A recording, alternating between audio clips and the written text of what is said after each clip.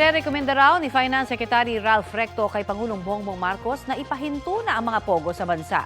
Ayon kay Recto, hindi naman siya tutol sa mismong pagpapatakbo ng pogo. Pero marami ng mga isyong may mga kaugnayan rito.